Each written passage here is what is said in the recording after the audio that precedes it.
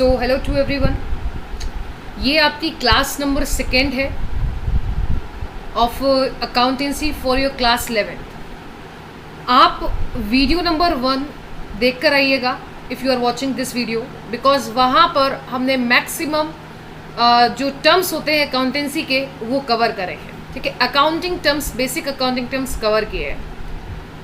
ये second part है जहाँ पर हम और डिस्कस करने वाले हैं। ठीक है, आज जो सबसे पहला टॉपिक है वो है difference between intangible asset and fictitious asset. अब हम यहाँ पर डिफरेंस पढ़ेंगे इंटेंजिबल असेट के बीच में और फिक्टिशियस असेट्स के बीच में। इसके लिए आपको पता होना चाहिए कि मैंने वीडियो नंबर 1 में क्या बताया था about intangible asset and about your fictitious asset. ठीक है, तो मैं शॉर्ट में अगर आपको बताऊं, intangible assets are those assets which can not be seen और which can not be touched. And मैंने फिक्टिशियस असेट्स के बारे में आपको बताया था कि ये होते हैं फेक असेट्स, असल में असेट्स नहीं होते। And these also can not be scene, can not be touched. यानी कि इंटेंजिबल असेट में और फिक्टिशियस असेट्स में ये सिमिलैरिटी है, इंटेंजिबल असेट्स में और फिक्टिशियस असेट्स में ये सिमिलैरिटी है। क्या सिमिलैरिटी है कि दोनों को हम छू नहीं सकते, ना ही देख सकते हैं। लेकिन भाई हम यहाँ पर आज पढ़ रहे हैं द डिफरेंस। हाँ जी, what we are studying, we are studying the difference between intangible and fictitious assets. ये सुनो, ठीक है। इंटेंजिबल असेट की वैल्यू होती है, याद रखिएगा, इंटेंजिबल असेट्स की वैल्यू होती है, लेकिन फिक्टिशियस असेट्स की कोई वैल्यू नहीं है। सिमिलैरिटी ये है कि भाई दोनों को ना देख सकते ना छू सकते हैं, लेकिन डिफरेंस क्या है भाई, intangible assets have value and fictitious assets do not have value. ठीक है, ये डिफरेंस है इन दोनों के बीच में। ठीक है, एक क्वेश्चन है आपका, goodwill is an intangible asset और अ फिक्टिशियस असेट। बताइए, गुडविल यानी कि जो अच्छी नाम, जो अच्छी पहचान है। देखो भाई, गुडविल का क्लास 12th में एक पूरा कंप्लीट चैप्टर आता है, that is called as valuation of goodwill. हो सकता है आपको नहीं समझ में आया मैंने क्या बोला, बट गुडविल इंटेंजिबल असेट है या fictitious asset? Goodwill is an intangible asset. क्यों? क्योंकि भैया गुडविल की होती है वैल्यू, और जिसकी होती है वैल्यू, जिस असेट की होती है वैल्यू, उसे बोलते हैं हम intangible asset. So goodwill is what? Goodwill is an intangible asset. ठीक है, चलिए, वेरी गुड। कल हमने लायबिलिटीज के बारे में डिस्कस किया था। चलिए, now we are here to discuss about stock. एक आपका बेसिक टर्म है स्टॉक। भाई स्टॉक का मतलब क्या होता है? स्टॉक का मतलब होता है, stock is tangible property held by an enterprise for the purpose of sale, for the purpose of using it in the production of goods meant for sales और सर्विसेज टू बी रेंडर्ड। मुझे 2 points यहाँ पर आपसे दिखाने हैं। सबसे पहला point कि भैया स्टॉक होता है टू सेल, या दूसरा कम स्टॉक का होता है the purpose is of using it in the production of goods. यानी कि स्टॉक का मतलब जो आपके पास गुड्स है उसको आप बेच दो और पैसा जनरेट कर लो। ठीक है, तभी स्टॉक एक असेट होता है। ये सुनो, कल में डिस्कस किया था, स्टॉक इज एन असेट, क्योंकि भाई इससे पैसा आ सकता है। ठीक है, या तो आप क्या करोगे, जो आपका स्टॉक है, मान के चलिए रॉ मटेरियल्स है, आप उन्हें प्रोडक्शन के लिए यूज कर सकते हैं। ठीक है, ओके। देखो भाई, स्टॉक जो है, हमारा बिजनेस जो होता है, आप इतना समझिए, जो हमारा बिजनेस होता है, ठीक है, वो स्टार्ट होता है और एंड भी होता है। एक ईयर हमको लेना पड़ता है, मतलब कहने का ये है मेरा कि हम एक अकाउंटिंग ईयर या फाइनेंशियल ईयर लिया करते हैं। ठीक है ना, what is an accounting year? Let me tell you.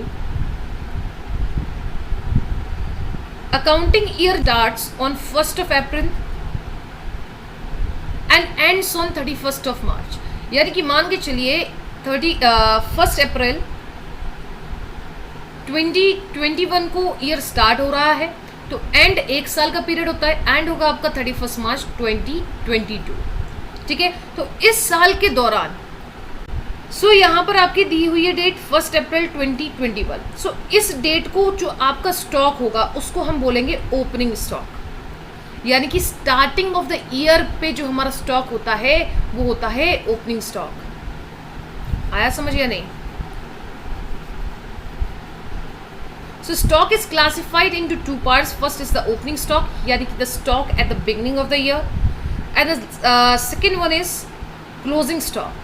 Closing stock means the stock at the end of the year. समझ में आया या नहीं? ठीक है, हमने स्टॉक का मीनिंग पढ़ लिया, यानी कि जो हम सेल कर सके या आगे प्रोडक्शन के लिए यूज़ कर सके। दो तरीके के स्टॉक हो सकते हैं, at the beginning and at the end of the year. Opening stock is at the beginning and closing stock is at the end. ठीक है, चलिए यहाँ पर मैंने लिखा है in case of manufacturing concern, yes और नो? ठीक है, मैन्युफैक्चरिंग कंसर्न में हम स्टॉक को डिस्कस करने वाले। मैन्युफैक्चरिंग कंसर्न यानी कि किस तरीके से प्रोडक्ट बनते हैं। ठीक है, तो यहाँ पर तीन चीज़ें होती हैं।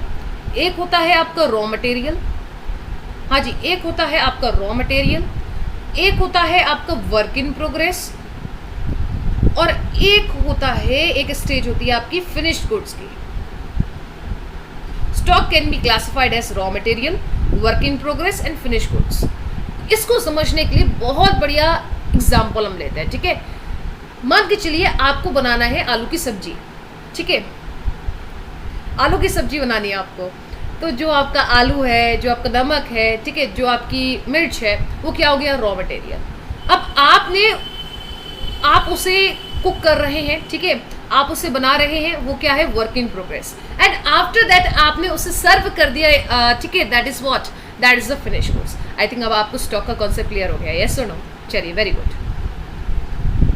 सो अब हम यहाँ पर पढ़ने वाले हैं अबाउट इनकम। चाहे आप इनकम बोल लीजिए, प्रॉफिट बोल लीजिए, दैट इज ओके। ठीक है, सो हमें यहाँ पर एक फॉर्मूला दिया हुआ है, that is income is equals to revenue minus expense. ध्यान से समझना, ठीक है? चलिए, मान के चलो ये हमारा एक प्रोडक्ट है, ठीक है, इस पे जो मेरा खर्चा हुआ है, यानी कि जो मेरी कॉस्ट लगी है, कॉस्ट बोल लो चाहे एक्सपेंस बोलो, दैट इज ओके। ओके, ठीक है, जो मेरा खर्चा लगा है इस गुड को मैन्युफैक्चर करने में। आपने अभी स्टॉक्स की प्रोसेसिंग देखी, ठीक है, आलू की सब्जी को बनाने में मान के चलिए 5 लोगों की आलू की सब्जी बनाने में, okay, it is a cheap example, but मान के चलिए कॉस्ट मेरी लगी 100 रुपीज़ की। ठीक है, एक्सपेंस मेरा किसी भी प्रोडक्ट को बनाने के लिए 100 रुपीज़ का हुआ। ठीक, मैंने इसी को सेल करा फॉर ₹140, तो भाई आपने प्रॉफिट कितना कमाया? मतलब मैंने प्रॉफिट कितना कमाया बताओ? इस प्रोडक्ट को बनाने में कॉस्ट लगी थी मेरी 100 रुपीज़, मैंने इसे 140 रुपये का बेच दिया, तो मेरे को प्रॉफिट कितना हुआ? मेरे को प्रॉफिट हुआ इक्वल्स टू ₹40। यस और नो? ठीक है, ये 40 कैसे आया आपका? जब आपने 140 में से 100 को माइनस करा। हाँ जी, ये आपका प्रॉफिट 40 कैसे आया? जब आपने 140 में से 100 को माइनस करा। यस और नो? सो 140 क्या था? सेल्स था, माइनस क्या था? कॉस्ट था। सेल्स का बेटा दूसरा नाम होता है रेवेन्यू, और कॉस्ट का दूसरा नाम होता है एक्सपेंस। ठीक है, सो फॉर्मूला क्या बना? आपको देखिए फॉर्मूला क्या बना भाई, profit equals to revenue minus expense. ठीक है, सो भाई ये फॉर्मूला बन गया। आपको इनकम का मतलब समझ में आ गया, रेवेन्यू मतलब सेल्स होती है, आपको ये भी समझ में आ गया, एक्सपेंस का मतलब आपको समझ में आ गया, एंड आपने एक फॉर्मूला भी डिराइव कर लिया। यस और नो? It's that simple. ठीक है, अभी अभी हमने प्रॉफिट डिस्कस किया, यस और नो? डिस्कस किया ना? ठीक है, मेरे को अभी के लिए एक चीज़ बस बतानी है, आप थोड़ा सा माइंड में रखिए, इसके ऊपर पूरा एक चैप्टर आता है आगे। ठीक है, कुछ चीज़ें हमें अधूरी छोड़नी पड़ेंगी यार, ठीक है ना, बिकॉज आगे उसके ऊपर पूरे चैप्टर है, तो भाई अभी कैसे कवर कर सकते हैं? एक जनरल आइडिया लेते हैं। ठीक है, profit are of 2 types, mainly of 2 types, जिसको हमें पढ़ना है, that is gross profit and second one is your net profit. बस इतना याद रखिए अभी के लिए आप, ठीक है, कि भाई प्रॉफिट 2 तरीके के होते हैं, ग्रॉस प्रॉफिट और एक नेट प्रॉफिट, दैट्स ऑल। चलिए, अब आपके पास वर्ड आता है ड्राइंग। ड्राइंग का मतलब क्या है? वाइट पेज पे ड्राइंग बनाना? नहीं, दैट्स नॉट दैट, ठीक है। ड्राइंग का मतलब इज समथिंग इन अकाउंट्स, ठीक है। ड्राइंग का मतलब है भाई जो प्रोपराइटर, अब प्रोपराइटर कौन होता है फर्स्ट वीडियो जाके देखो, पहले बेसिक टर्म्स कंप्लीट कीजिए आप, ठीक है। प्रोपराइटर ने क्या किया, अपने बिजनेस में से, मान के चलिए मेरा बिजनेस है, मैंने अपने ही बिजनेस में से कुछ पैसे निकाल लिए, मैंने अपने ही बिजनेस में से कुछ गुड्स निकाल लिए। हाँ जी, ड्राइंग के लिए मैंने क्या बताया, मेरा एक बिजनेस है, मैंने अपने ही बिजनेस में से कुछ पैसे निकाल लिए, अपने ही बिजनेस में से कुछ गुड्स निकाल ली, किसके लिए? For personal use, for domestic use, तो उसे हम बोलते हैं drawing. So what is drawing? Drawing means when the amount is withdrawn from the business by the proprietor for his personal use is called drawing, ठीक है। चलिए, so it is the amount of money और the value of goods, पैसे भी निकाल सकता है, goods भी निकाल सकता है, कौन? प्रोपराइटर और अ पार्टनर, ठीक है, फॉर डोमेस्टिक और पर्सनल यूज। ओके, कैपिटल, ये भी मैंने कल बताया था। कैपिटल का मतलब क्या होता है? जब प्रोपराइटर अपने ही बिजनेस में कुछ पैसा डालता है उसको हम कैपिटल बोलते हैं। Capital means the amount in terms of money और assets having money value which the proprietor has invested in the business and can claim for it, ठीक है। तो भाई ड्राइंग एक हैंड पे है आपके, ठीक है, और एक हैंड पे है आपका वर्ड कैपिटल। ड्राइंग का मतलब क्या हुआ? मैं प्रोपराइटर, मेरा बिजनेस, दो चीज समझिए, मैं प्रोपराइटर, मेरा बिजनेस, अपने ही बिजनेस में से मैं कुछ पैसा या गुड्स निकाल लूँ, उसे मैंने बोला ड्राइंग। और अपने ही बिजनेस में मैं कुछ पैसा डाल दूं या गुड्स लगा दूं, उसे मैंने बोला कैपिटल। समझ में आया? ठीक है। Now what is discount? Discount का मतलब क्या होता है? देखो भाई, बहुत सिंपल वर्ड्स में, ये है आपके सेलर, मतलब जो गुड्स बेचता है, ठीक है, और ये है आपके बायर जो गुड्स खरीदते हैं। यस सुनो, सेलर ने गुड्स बेचा बायर को, ठीक है, ये गुड था 120 रुपये का, लेकिन इसको 20 रुपये के डिस्काउंट पे बेचा गया, यानी कि 100 रुपये में बेचा गया। सो ये भाई जो 20 रुपये है इसको बोलते हैं discount. Discount means reduction in the price of the goods that are been sold by the seller to the buyer, यानी कि I can also say that discount means the reduction in the price of the goods which are sold by the creditor to the debtor. Creditor debtor क्या होता है? First video अगर देखिए तो समझ में आएगा आपको, ठीक है।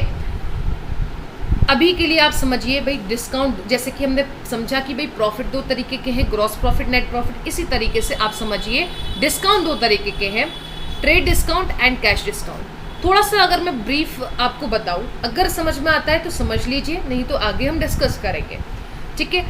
ट्रेड डिस्काउंट जो है वो बल्क गुड्स पे मिलता है। बल्क मतलब एक साथ इकट्ठे बहुत सारे गुड्स परचेज करने में। मान के चलिए कोई एक बायर है, ठीक है, वो क्या कर रहा है, वो सेलर से बल्क में गुड्स परचेज कर रहा है, तब मिलता है ट्रेड डिस्काउंट। अगर समझ आ गया वेरी वेल गुड, अगर नहीं तो कोई बात नहीं, आगे कंटिन्यू करेंगे, ठीक है। कैश डिस्काउंट का क्या है भाई? सेलर ने गुड्स बेच दिए, मान के चलो 100 रुपये के, मान के चलो 1 लाख रुपए के, ठीक है, 1 लाख रुपए के गुड्स सेल कर दिए सेलर ने बायर को, लेकिन बायर कह रहा है कि मैं जो पैसे है ना वो 2 मंथ्स बाद पे करूंगा, यानी कि 60 डेज बाद पे करूंगा। लेकिन जो बायर है ना वो 30 डेज बाद ही सेलर को पैसे पे कर देता है। तो सेलर खुश होकर, क्योंकि भाई बायर ने जल्दी पेमेंट करे, तो सेलर खुश होकर उसको डिस्काउंट देता है, उसको हम बोलते हैं cash discount. So cash discount is a discount that is given by the creditor to the debtor on early payment, ठीक है, वेरी गुड। सो यहाँ पर लिखा भी है मैंने, डिस्काउंट का मतलब क्या है? Reduction in the price of the goods by the business to the customers. चलिए, ओके, इतना सब कुछ हमने पढ़ लिया। कुछ छोटे छोटे टर्म्स बचे हैं, उसको भी हम कंटिन्यू करते हैं। Freight, freight means the cost, freight means the cost for transporting the goods, मतलब जो भाड़ा लगता है, ठीक है, उसको हमने फ्राइट बोला है। What is meant bye import? Import का मतलब यार बाहर वाली कंट्री से अपनी कंट्री में गुड्स लाना, ठीक है। एक्सपोर्ट का मतलब क्या है? अपनी कंट्री से बाहर भेजना। ठीक है, समझ में आ गया? चलो बहुत बढ़िया। अच्छा, अब आपको ये चीज़ समझनी है, ध्यान से समझना बेटा। ठीक है, एक है आपका वर्ड डेबिट और एक वर्ड है आपका क्रेडिट। क्या लिखा है मैंने? डेबिट क्या होता है? Debit is the left side of the account, credit is right side of the account. तो भाई डेबिट समझना है, क्रेडिट समझना है। और हमने ये देखा कि भाई डेबिट में लिखा है लेफ्ट साइड और क्रेडिट में लिखा है राइट साइड, और वो भी किसकी लेफ्ट राइट साइड? अकाउंट की। आज एक बात ध्यान से सुन लो, और यही बात आपको पूरी अकाउंटेंसी में अप्लाई करती है। ठीक है, जब कभी भी हम इस सब्जेक्ट में अकाउंट बनाएंगे, चाहे फिर वो कोई सा भी अकाउंट हो, ठीक है, जब कभी भी हम इस सब्जेक्ट में इन फ्यूचर तक अकाउंट्स बनाने वाले हैं, ठीक है, आपको ये गार्ड बांध लेनी है कि भाई अकाउंट कुछ इस फॉर्मेट में बनता है। ठीक है, ये अकाउंट की होती है डेबिट साइड और ये होती है credit side. So you have to keep in mind that the left side is the debit side and the right side is the credit side. Okay, इतना आप याद रखना। ठीक है, अकाउंट की left side is debit and right side is credit. Okay, very good.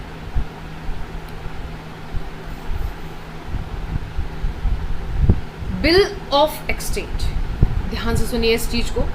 इस पे भी हमारा एक पूरा चैप्टर आता है। ठीक है, तब हम इसे और अच्छे से डिस्कस करेंगे। बट बिल ऑफ एक्सचेंज क्या है? ठीक है, बिल ऑफ एक्सचेंज नाम से ही समझ में आ रहा होगा, एक बिल है जो कि एक्सचेंज करा जाता है, लेकिन किसके बीच में वो हम बात करेंगे। अच्छा ठीक है, बिल ऑफ एक्सचेंज एक ऐसा बिल है जिससे कि भैया पेमेंट रिसीव्ड या पेमेंट दे दिया जाता है। ठीक है, क्या बोला मैंने? ध्यान से सुनो भाई। बिल ऑफ एक्सचेंज का मतलब है कि भैया कोई भी एक ऐसा बिल जिससे कि आप पेमेंट रिसीव कर सकते हो। आप पेमेंट रिसीव कर रहे हो यानी कि वो पे कर रहा होगा। ठीक है, तो भाई यहाँ पर दो चीज़ें होती हैं। There are two types of bill. ठीक है, first is the bills receivable, bills receivable and the second one is bills payable. चलो ठीक है, बिल्स रिसीवेबल और बिल्स पेएबल होता क्या है इसको हम समझते हैं। ठीक है, चलिए चलिए, ओके ओके, फाइन फाइन। देखो, ये है हमारे सेलर और ये रहे हमारे बायर। ठीक है,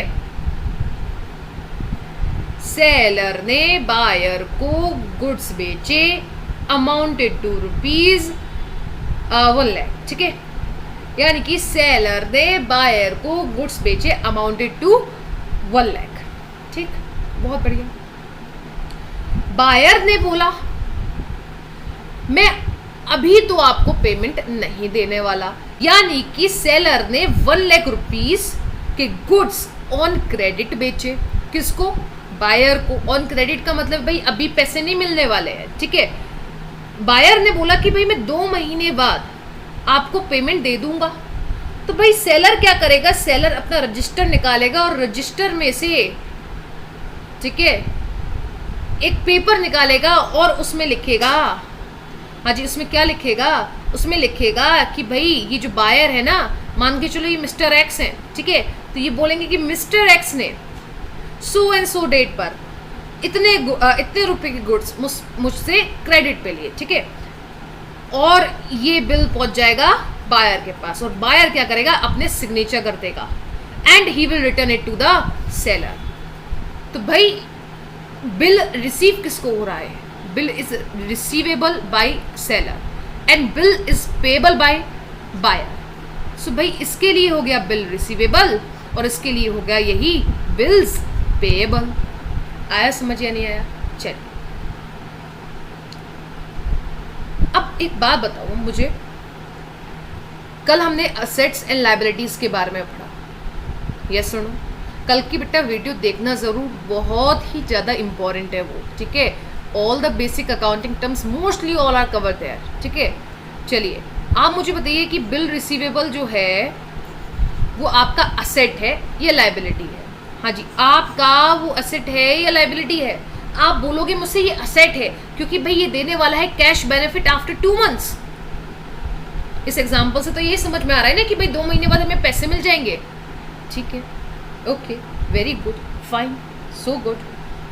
नाउ बायर के लिए बिल्स पेबल क्या है, लायबिलिटी है या असेट? आप बोलोगे लायबिलिटी है, क्योंकि ये रिस्पॉन्सिबिलिटी बनती है बायर की कि वो 2 महीने बाद पेमेंट देगा। चलो, इन शॉर्ट हमने बहुत अच्छी तरीके से समझ लिया है bills receivable and bills payable को। आइए कुछ और वर्ड्स हैं। सो what is depreciation? Depreciation is the reduction in the value of assets.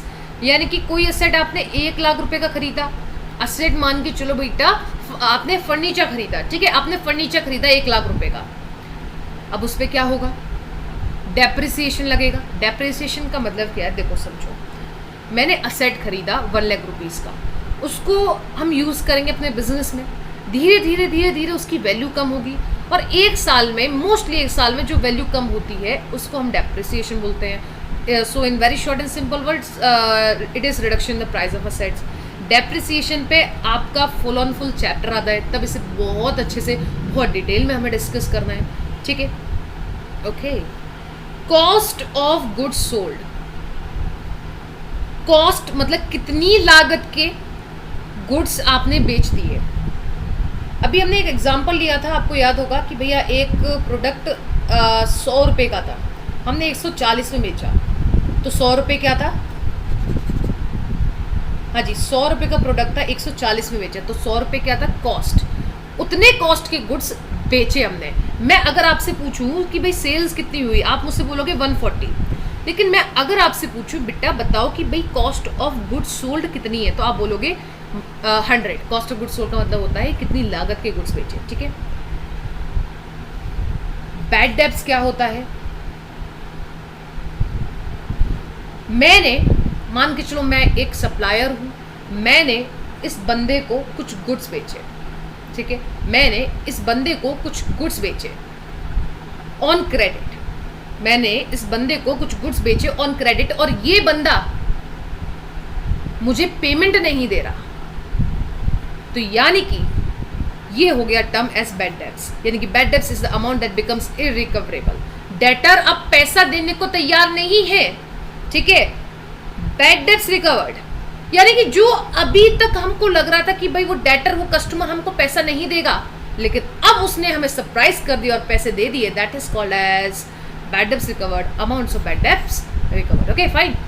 Insolvent, ध्यान से सुनना, इंसॉल्वेंट का मतलब क्या होता है। आप कोई दिक्कत नहीं है अगर आपको 20% भी समझ में आ रहा है इन वर्ड्स का मतलब, that is very well and sufficient. ये अकाउंटिंग के टर्म्स हैं, ये धीरे धीरे धीरे धीरे धीरे धीरे करके आपके बिल्डअप होंगे, क्योंकि जितनी भी हम अकाउंट्स पढ़ने वाले हैं ना, उसमें ये वर्ड्स बार बार मिलेंगे। सो आप एक जनरल नॉलेज लीजिएगा कि भाई कहीं ना कहीं तो ये वर्ड्स हमने पढ़े हैं। जब हम उन चैप्टर्स को पढ़ेंगे तो आप इतना नॉलेज रखिए कि कहीं ना कहीं हमने पढ़ा है, वहाँ पर भी I will tell you the meanings, ठीक है।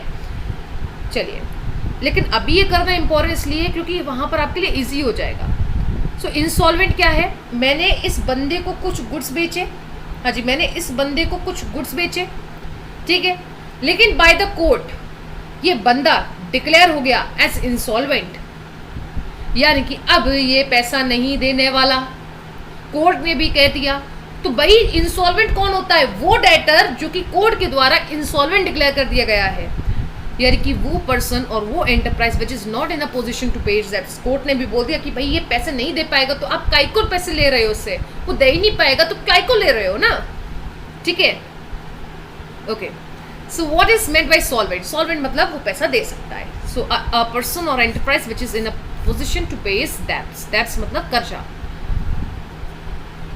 इन्वेस्टमेंट का मतलब क्या होता है? देखो, ये वर्ड्स आपके साथ फैमिलियर करने पड़ेंगे आपको, ठीक है, ये वर्ड्स आपको अपने साथ फैमिलियर करने ही पड़ेंगे, ठीक है।